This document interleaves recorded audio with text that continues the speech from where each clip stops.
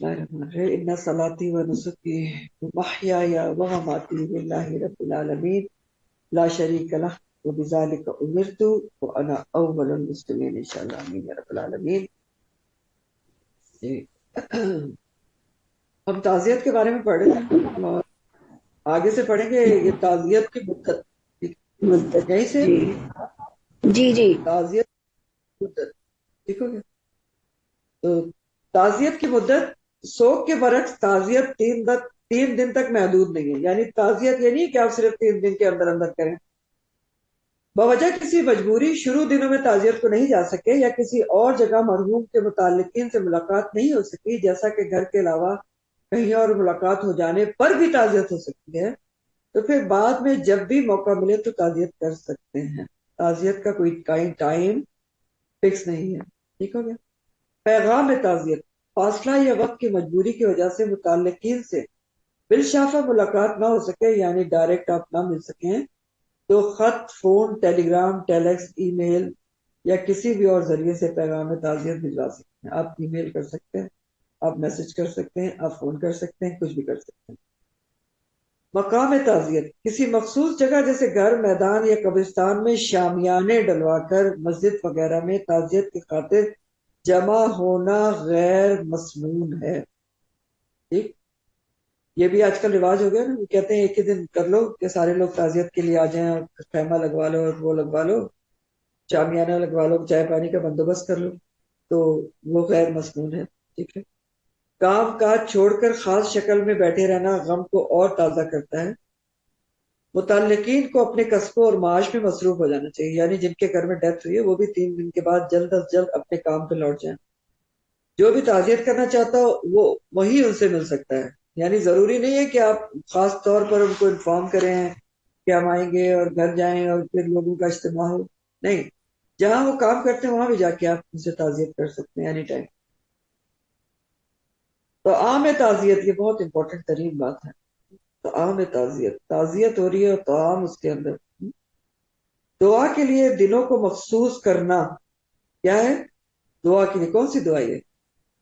مرنے والے کے لیے دعا کے لیے دنوں کو مخصوص کرنا، اس کے لیے باقاعدہ دعوت نامے چھپوانا، اخبارات وغیرہ میں اس کے لیے اشتہار لگوانا، اور ان دنوں میں تعزیت کے لیے آتے رہنے والوں کے لیے گھر والوں کی طرف سے کھانا، پھل یا چائے وغیرہ کا انتظام کرنا بھی غیر اسلامی. ٹھیک. اب اس سے کیا پتہ چل رہا ہے؟ بہت ساری باتیں پتہ چلی. دعا کے لیے دنوں کو مخصوص کرنا سب سے پہلے تو کہا ہے غیر اسلامی. مخصوص کیسے کرتے ہیں ہم دنوں کو؟ جی بتائیں. کیسے جمعراتیں مخصوص؟ اور تیجا اور چالیسواں.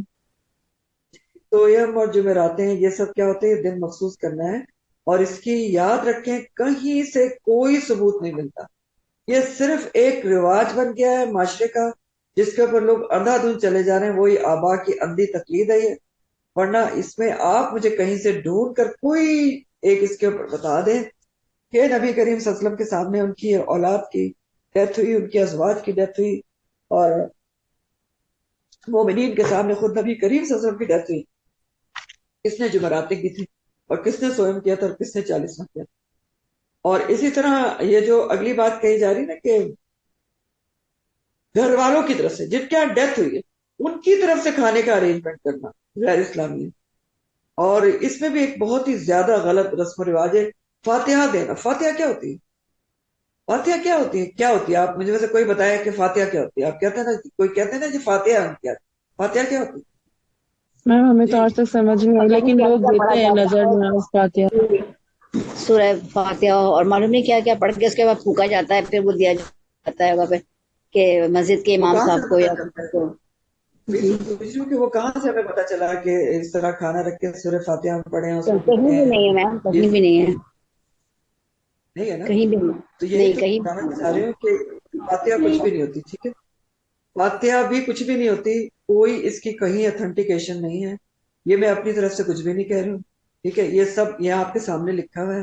اور پھر کسی حدیث، الحمدللہ آپ اتنے دنوں سے پڑھ رہے ہیں، الحمدللہ میں اتنے دنوں سے پڑھ رہی ہوں، حدیث کا کورس بھی کر رہی ہوں، ایک کر چکی ہوں الحمدللہ اللہ کے فضل و کرم سے، دوسرا کر رہی ہوں.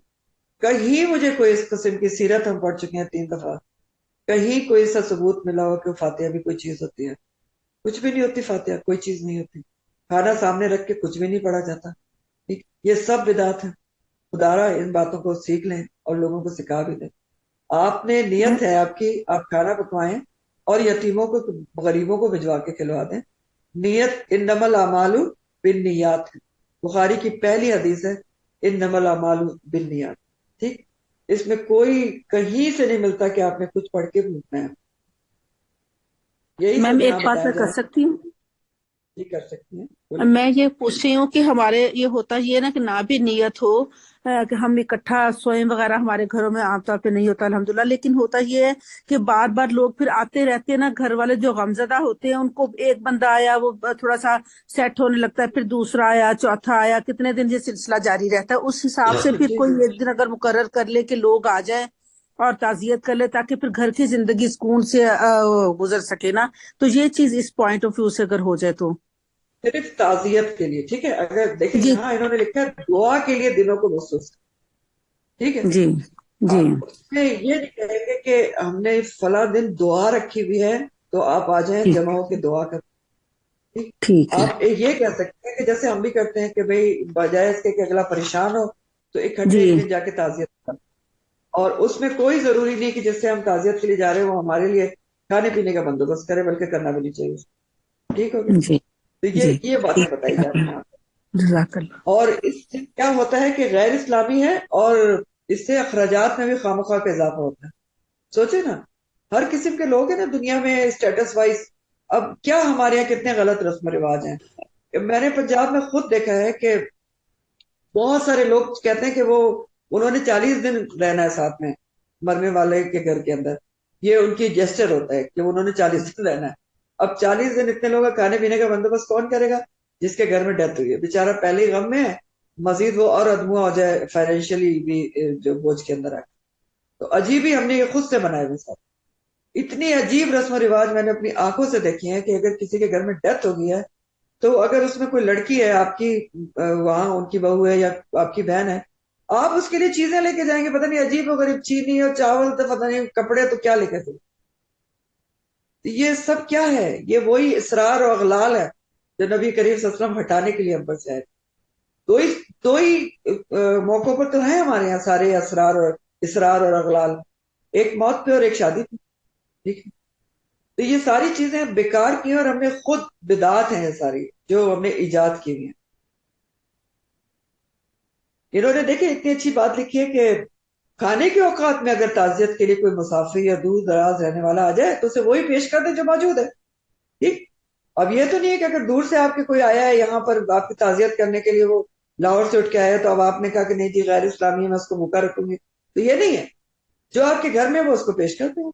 گھر میں کچھ نہ کچھ ہوگا نا. ٹھیک ہوگا. بہت سے لوگوں کو اکٹھا کر کے انہیں بطور ثواب خصوصی طور پر تیار کرایا ہوا کھانا کھلوانا یا اس کے لیے اصرار کرنا بدعت. اصرار کرنا منع ہے اور بدعت. سمجھ گئے؟ اور یہ سب کچھ ہو رہا ہوتا ہے. کھانے کی دیگیں بھی آتی ہیں، جن کے گھر میں ہوتی ہے وہ بیچارے بھی منگواتے ہیں، اور پھر اصرار بھی کیا جاتا ہے کہ نہیں کھا لیں تھوڑا سا کھا لیں. تو کیا لکھا ہے یہاں؟ بدعت. اچھا، بدعت آگے آئے گی پورے ڈیٹیل میں، لیکن بدعت کی وجہ کیا ہوتی ہے؟ 3 مین وجوہات ہیں بدعت کی. ہاں؟ بدعت کیا ہوتی ہے؟ بدا سے نئی چیز دین میں ایجاد کرنا جس کی کوئی حیثیت نہیں ہوتی، دین کے اندر کوئی ثبوت نہیں ہوتا. 3 وجوہات ہوتی ہیں اس کی. عقیدے کی کمزوری، عقیدہ ہی مضبوط نہیں ہے. علم کی کمی سب سے بڑی وجہ ہے، علم ہی نہیں ہے، پتہ ہی نہیں ہے کیا صحیح ہے کیا غلط. اور نمبر 3 آبا کے طریقے پہ بس چلے جا رہے ہیں، اندھادھند چلے جا رہے ہیں. میں وہی جو بات ہمیشہ کرتی ہوں نا، ہم شادی اور غمی میں آبا کے طریقے پہ کیوں چلے جا رہے ہیں؟ بس جو رسم و رواج ہیں اس پہ چلے جا رہے ہیں. کپڑوں میں تو نہیں چلتے. دھوتیاں باندھا کرے نا، ہم لوگ کے تو بہت سے آباد دھوتیاں باندھتے تھے. ٹھیک ہے، تہبند باندھتے تھے، سائیکلوں میں چلتے تھے. ہم نے کیوں گاڑیاں خرید کے رکھی ہوئی ہیں 1.5 کروڑ کی، 2 کروڑ کی، 4 کروڑ. ہاں؟ کچے گھروں میں رہتے تھے، ہم نے کیوں محلات تیار کیے ہوئے؟ انہیں پہ چلے نا آبا کے طریقے پہ. ہاں؟ وہاں تو کہیں بھی نہیں چل رہے ہوتے. بڑی ترقی کی ہے ہم نے دنیاوی طور سے، گھروں میں ترقی، کپڑوں میں ترقی، ہر چیز میں ترقی کر لی ہے.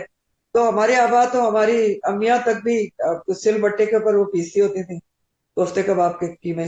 تو ہمیں تو سارے گرائنڈر شرائنڈر خرید لیے ہیں، بہت ترقی کی ہے. تو دین کے معاملے میں کوئی ترقی نہیں، افسوس کے ساتھ وہیں کے وہیں اٹکے ہوئے ہیں۔ جو چلا جا رہا ہے بس اس کے اوپر لکیر کے فقیر چلتے رہو، کیوں؟ کیونکہ ٹائم نہیں ہے نا، اور اہمیت نہیں ہے، نہ ٹائم ہے دین کے بارے میں، کون پتا کرے کیا صحیح ہے کیا غلط ہے، جو ہوتا چلا جا رہا ہے وہی کرتے رہو، ٹائم ہی نہیں ہے ہمارے پاس۔ ہاں دنیا کے لیے بہت ٹائم ہے، پتا کریں نیا فیشن کیا ہے، کون سی گاڑی لیٹسٹ آئی ہے، گھر آج کل کس طرح کے بن رہے ہیں، یہ سب چیزیں ہوتی ہیں۔ آگے انہوں نے الفاظ کی احتیاط کے اوپر جو ہے کچھ احادیث لکھی ہیں، یعنی مسئلہ یہ اس لیے انہوں نے الفاظ کی احتیاط لکھی ہے کہ جب آپ مرنے والے کے پاس بھی جا رہے ہیں، جہاں مر گیا اس کے گھر والوں کے پاس، تو وہاں بھی الفاظ کی چناؤ جو ہے وہ صحیح ہونا چاہیے۔ آپ جیسے پچھلی دفعہ بھی بات ہوئی تھی کہ افسوس ہے نہیں کہنا چاہیے، ٹھیک ہے، افسوس نہیں کہنا چاہیے نا، کیونکہ یہ تو ہم اللہ کے لیے کہہ رہے ہیں کہ اللہ تعالیٰ نے یہ کر دیا تو بڑا افسوس ہوا، اللہ تعالیٰ نے غلط کام کر دیا، خدا نہ کرے۔ اس کے موضوع پر احادیث ہیں۔ پہلے سب سے پہلے تو قرآن کی آیت ہے سورہ قاف کی کہ ما یلفظ من قول الا لدیہ رقیب عتید، منہ سے کوئی بات بھی نہیں نکلتی کہ اس کو محفوظ کرنے کے لیے ایک نگران ہوشیار باز فرشتہ ہر وقت تیار رہتا ہے۔ آپ نے کہا افسوس ہے، ادھر لکھ لیا گیا، اچھا اللہ کی بات پہ افسوس ہے، کیونکہ دیکھیں نا بعض دفعہ انسان جا کے بہت غلط باتیں کرتا ہے، کہتے ہیں ابھی تو اس کی عمر ہی نہیں تھی، چلا گیا تو ابھی بڑا ہی دکھ ہے، ابھی تو اس نے دیکھا ہی کچھ نہیں۔ یہ سب ہم کیا کر رہے ہیں؟ اللہ تعالیٰ پہ آبجیکشن اعتراضات کر رہے ہیں کہ اللہ تعالیٰ کو خدا نخواستہ پتہ ہی نہیں تھا کہ اس کی ابھی عمر نہیں تھی جانے کے، اور اللہ تعالیٰ اس کو لے گئے، ٹھیک ہے۔ تو اس طرح کی جو باتیں کی جاتی ہیں وہ سب کیا ہوتی ہیں؟ ابھی تو اس کے بچے بڑے چھوٹے تھے، تو اللہ تعالیٰ کو نہیں پتا؟ وہی اللہ تعالیٰ کی حکمت مصلحتیں ہوتی ہیں، تو الفاظ میں احتیاط ہے اور ہر بات لکھ لی جاتی ہے۔ حدیث ہے ابو ہریرہ رضی اللہ تعالیٰ عنہ سے روایت ہے کہ نبی کریم صلی اللہ علیہ وسلم نے فرمایا کہ بندہ اللہ تعالیٰ کی رضامندی کے لیے ایک بات زبان سے نکالتا ہے، اسے وہ کوئی اہمیت نہیں دیتا، مگر اسی کی وجہ سے اللہ تعالیٰ اس کے درجے بلند کر دیتا ہے۔ کوئی دوسرا بندہ ایک ایسا کلمہ زبان سے نکالتا ہے جو اللہ تعالیٰ کی ناراضگی کا باعث ہوتا ہے، اور بندہ اسے کوئی اہمیت بھی نہیں دیتا، لیکن اس کی وجہ سے جہنم میں جا گرتا ہے۔ بخاری، بہت امپورٹنٹ بات ہے، یعنی ہم اس بات کو اہمیت نہیں دے رہے ہوتے، ہم سمجھتے ہیں ہم نے کہا ہی کیا ہے، ٹھیک ہے، اب افسوس کو ہی لے لینا، ابھی تک ہمیں پتہ ہی نہیں تھا، ہم سمجھتے کوئی بات ہی نہیں، حالانکہ وہ بری بات ہے۔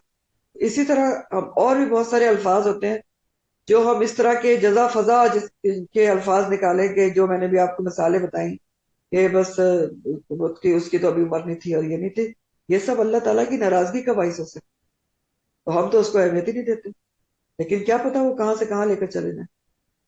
اور یہی بات پھر اچھے الفاظ کی ہے کہ کئی دفعہ ہم بہت اچھی بات کہہ دیتے ہیں لیکن ہمیں نہیں پتا ہوتا کہ ہم نے اتنی اچھی بات کہہ دی ہے کہ اللہ تعالیٰ اس کی وجہ سے ہمارے درجات بلند کر دے۔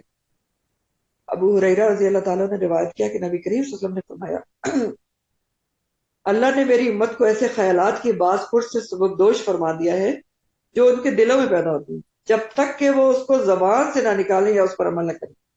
یہ بات آپ پڑھ چکے ہیں پیچھے کہ جو دل کے خیالات ہوتے ہیں نا، دل کے جو میں آتے ہیں، جب تک انسان اس کو زبان پر نہ لائے کہ میں یہ ایسے سوچتی ہوں یا میرے دل میں یہ خیال آیا ہے، اور عمل نہ کرے تو اس پر پکڑ نہیں ہے، لیکن اگر وہ زبان پر لے آیا اور اس نے عمل کر لیا تو پھر اس کو معاف کرو، یہی بتایا جا رہا ہے۔ عبداللہ بن عباس رضی اللہ تعالیٰ عنہ کا بیان ہے کہ انہوں کا بیان ہے کسی نے نبی کریم صلی اللہ علیہ وسلم سے پوچھا کہ ہم نشین کیسے ہوں، یعنی کن لوگوں کی صحبت میں بیٹھا جائے۔ بہت اچھی حدیث ہے۔ آپ صلی اللہ علیہ وسلم نے فرمایا جن کو دیکھ کر اللہ یاد آ جائے۔ اللہ تعالیٰ نبی کریم صلی اللہ علیہ وسلم ان لوگوں کا پہچان بتا رہے ہیں کہ آپ کس کی صحبت میں بیٹھا کریں، میں اور آپ، تو کہاں بیٹھا کریں؟ ایسے لوگوں کی صحبت میں جن کو دیکھ کر اللہ یاد آ جائے، جن کی گفتگو سے تمہاری دینی معلومات میں اضافہ ہو، اور جن کا عمل تمہیں آخرت یاد دلائے۔ کتنی پیاری بات ہے، سوچیں، جن کو دیکھ کر اللہ یاد آ جائے، آپ ملیں تو آپ کو بس اللہ یاد آ جائے، کچھ ایسی چیز ان کے اندر ہو، کوئی بات میں ہو، کوئی حلیے میں ہو، کوئی عمل میں ہو، گفتگو کریں تو آپ کے دین کی معلومات میں اضافہ ہو، اور جن کا عمل آخرت کی یاد دلائے۔ تو اب ایسے لوگوں سے ملنا چاہیے، ٹھیک ہے، پتہ چل گیا۔ بذریعہ ڈاک تعزیت کے لیے علامتی خط۔ سیدنا معاذ بن جبل کا ایک بیٹا وفات پا گیا، صحابہ کرام کی طرف سے انہیں یہ تعزیتی خط لکھا گیا تھا جو نمونے کے طور پر ایسے کسی موقع کے لیے وہ مفید ہے۔ آج کل تو خط لکھا نہیں جاتا لیکن بہرحال بہت سے لوگ آج بھی لکھتے ہیں، تو یہ انہوں نے ایک خط ایز اے سیمپل پیش کیا کہ تعزیت پہ کیسا لکھا جائے۔ بسم اللہ الرحمن الرحیم. یہ خط معاذ بن جبل کے نام ہے. آپ پر سلامتی ہو. اللہ کا شکر، اس کی حمد و تعریف ہم سب پر واجب ہے جس کے سوا کوئی معبود نہیں. آپ بھی اللہ کا شکر اور اس کی تعریف کریں. اما بعد، اللہ تعالیٰ آپ کو اجر دے اور صبر دے اور ہمیں اور آپ کو شکر کی توفیق بخشے. ہماری اپنی جانیں اور مال اور بال بچے یہ سب اللہ عز و جل کی خوشگوار نعمتیں ہیں. یہ ہمارے پاس اللہ تعالیٰ کی رکھی ہوئی امانتیں ہیں. یہ سب اللہ عز و جل کی خوشگوار نعمتیں ہیں. یہ ہمارے اچھا امانتیں ہیں اور ایک مقررہ وقت تک ہم ان سے مسرت اور خوشی دیے جاتے ہیں، اور ایک ایسے وقت میں جسے اللہ ہی جانتا ہے ان کے فوائد سے روک لیے جاتے ہیں. اس نے ان نعمتوں کے ملنے پر ہمارے لیے شکر اور آزمائشوں پر صبر لازم کر دیا ہے. تو آپ کا بیٹا بھی اللہ تعالیٰ کی خوشگوار عطیات اور رکھی ہوئی نعمتوں میں سے تھا. اللہ تعالیٰ نے آپ کو اس سے رشک اور خوشی کی صورت میں نفع مند کیا اور بہت بڑے اجر کے بدلے میں آپ سے اٹھا لیا. اب یہ اجر و ثواب دعا، رحمت اور ہدایت کی صورت میں موجود ہے. یہ سب اللہ سے چاہتے ہوئے یعنی جو کچھ انہوں نے کہا ہے کہ شکر کریں، یہ سب چاہتے ہوئے صبر کیجئے اور آپ کا جزا و فضا کرنا کہیں اس ثواب کو ضائع نہ کر دو. جان رکھیے بے صبری اور اضطراب نہ کسی کو واپس لوٹا سکتا ہے نہ اس سے غم دور ہو سکتا ہے، اور جو حادثہ واقع ہو گیا وہ تو مقدر میں ہونا ہی تھا. والسلام. ابراہیم. کتنی اچھی باتیں دیکھیں.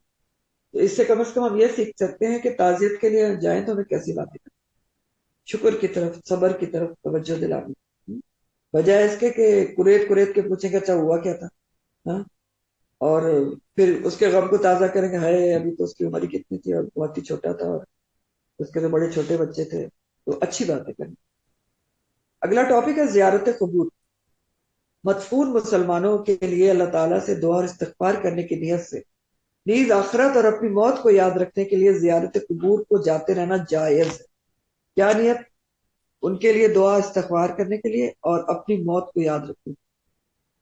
دنیا کے شب و روز کی مصروفیت میں انسان عموماً بھولا رہتا ہے کہ یہ بھی ایک ٹھکانہ ہے جہاں آخر سب کو چھوڑ کر آ رہنا. ٹھیک ہے، بھولا ہی رہتا ہے نا انسان. یاد رکھے تو پھر تو کچھ غلط کام کرے ہی نہیں.